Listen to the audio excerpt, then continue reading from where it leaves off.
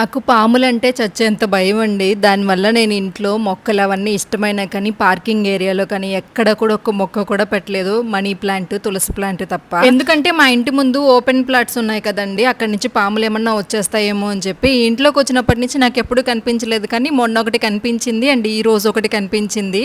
ఇది మా ఇంటి ఎదురుగా ఉన్న ప్లేస్ ఖాళీగా ఉంది కదా అని చెప్పి ఇక్కడ మేము మొక్కలైతే పెట్టున్నాము. అక్కడ కరివేపాకు చెట్టు కూడా పెట్టుకున్నానండి. మనకి డైలీ అవసరం కదా! నాకు ఇట్లా వేసుకోవడం అంటే ఫ్రెష్‌గా ఇష్టము. అలా కరివేపాకు కోస్తూ ఉన్నాను. నా పక్కనే పాము ఉంది, పచ్చ పాము.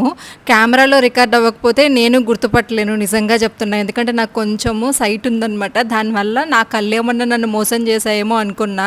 ఇంట్లోకి వచ్చిన తర్వాత జూమ్ చేసి చూస్తే తెలిసింది నిజంగానే అక్కడ పాము ఉందని చెప్పి.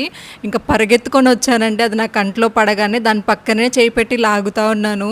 అసలు ఇంకా ఆ రోజు మొత్తం కూడా బాడీ అంతా షివరింగ్ వస్తూ ఉండింది. ఇంట్లోకి వచ్చిన తర్వాత వీడియో జూమ్ చేసి మరీ చూసే అప్పటి వరకు నేనేమన్నా భ్రమపడ్డానేమో అనుకున్నాను. జూమ్ చేస్తే అర్థమైంది అక్కడ నిజంగానే పాము ఉంది. పచ్చపాము అంటాం చూడండి అది.